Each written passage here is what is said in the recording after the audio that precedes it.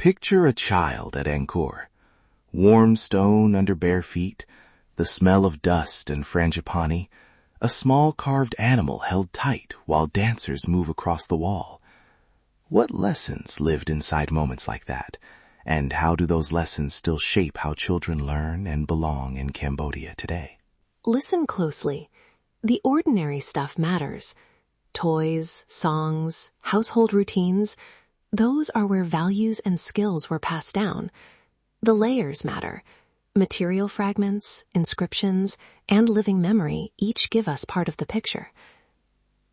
Right. I'm Sam Nang, and with me is Rachana. Together, we'll trace how play, apprenticeship, ritual, and schooling braided together across centuries, and we'll point you to excavation reports, inscription studies, and ethnographies in the notes if you want to dig deeper. Let's begin with how scholars actually reconstruct childhood. It's a puzzle. We don't have diaries for most children, but we do have different kinds of evidence. Temple reliefs that show scenes of daily life, lists of temple personnel and artisans preserved in inscriptions, and household archaeology that recovers small objects. We also listen to songs and oral memories that continue in communities. Each source has strengths and gaps. Wait, lists of temple personnel? Tell me one clear way that helps us understand children's roles. Good question. Inscriptions sometimes record households or temple retinues with designations for apprentices, attendants, or trainee artisans. That signals institutional learning, young people attached to a household or workshop to learn a craft. We always pair that with material finds and living testimony to avoid overreading a single line of text. Right, and cross-checking is key. Archaeologists report spindle whorls, small game pieces, and carved toy animals in field reports near Angkor and surrounding settlements. We link those reports in the show notes so listeners can see the objects themselves. Those tiny things matter because they show everyday learning in action. Exactly.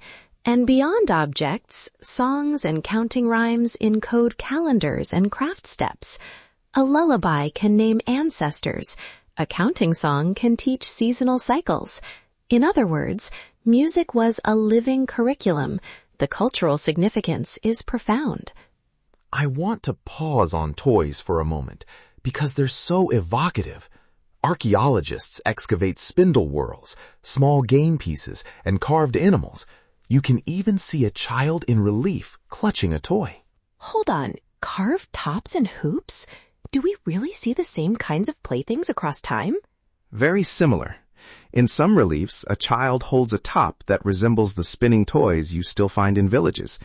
That visual link, simple mechanics, a shared gesture, connects a child's physics lesson to a family memory. It's subtle, but powerful. And play isn't just idle time. The pattern shows play teaching negotiation, physical skill, and social rules. Apprenticeship, likewise, combined technique with moral formation, respect for elders, punctuality for ritual timings, oral memory for craft knowledge. The research tells us these spheres overlapped. Now, I want to bring up something honest. I used to lean into continuity a little too eagerly. I found comfort in a smooth line from Angkor to today. But that can flatten real change. Rachana, you pushed back on that with me before. Can you say where we should be careful? I appreciate that. We should be careful about implying direct equivalence. Yes, agricultural rhythms and some festival timings persist, but social structures, markets, and state schooling altered how childhood was organized. The important point is coexistence, continuity in form, change in meaning. That's the intellectual thread I keep returning to. Fair, and that tension makes the story richer. Take rites of passage. Community involvement and symbolic gestures endure, yet who leads the rite or the emphasis can shift.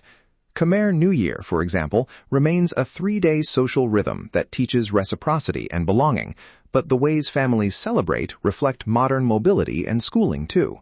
Right. I'll add a quick vignette. I visited a household where a grandmother taught a grandson to fold a ceremonial scarf and recite why each color mattered. He practiced knots and learned a family migration story at the same time. The deeper story is that ritual training often carries history in embodied form. That anecdote landed with me.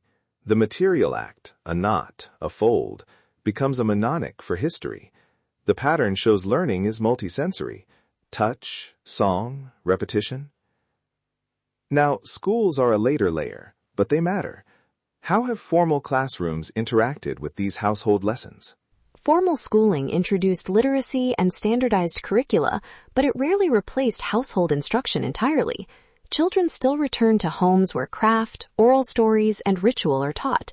The strength has been layered learning, math under classroom lights, weaving at a grandmother's knee. Together they build practical versatility. Exactly, and migration and media have changed which stories travel and how. A mother working in a nearby town may send songs home by phone. A child learning in a city brings new toys back to the village. Adaptation rather than erasure. That's the pattern we see again and again. We should also remind listeners about limits. Temple scenes can be ambiguous. A carved child might be symbolic or literal. Oral histories vary across families. That's why we link excavation reports, inscription studies, and ethnographies so you can judge evidence alongside us. The scholarly insight reveals both confidence and uncertainty. Before we close, a quick practical turn. If you want to engage with these stories, start small. Photograph a family toy, record a household song with permission, or visit a museum catalog online to see objects from field reports. We put a short reading list and links in the notes, excavation reports, museum catalogs, and a few accessible ethnographies. And please share respectfully. If you post a memory or a photo, tell us what the object is and who taught you about it. Tag Ancient Echoes so we can highlight everyday practices that matter to communities. That's how public history can remain collaborative. We'd love to hear your memories. A toy, a song, a family ritual. Tag @AncientEchoesPod and follow the show. For visual context, I walk through some of the objects and reliefs on my YouTube channel. Links are in the notes. That brings us to the end of this episode of Ancient Echoes. We hope these stories helped you see Cambodian history and culture in a deeper, more human way. The echoes of the past live on in voices, objects, and daily routines. Thank you for listening and for making space for these conversations. Follow, subscribe, and share. Let's keep these stories alive together. Until next time, let's unlock the echoes of history together.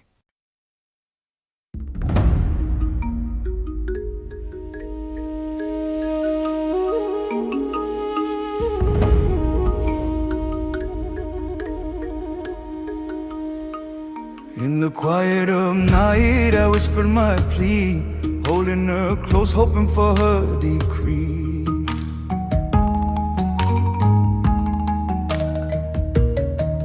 I called upon spirits, asked them to guide,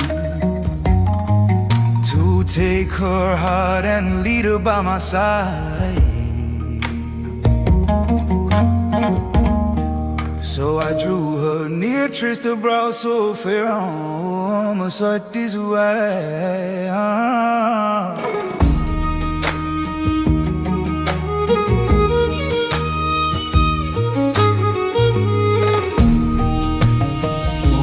Sacred power, Swahili, mighty spirit awakened. By the master's right, let her heart be gently taken. Let her follow me now by vow and by sign. I hear these words, oh teacher, witness this plea. Oh, my sacred power, Swahili.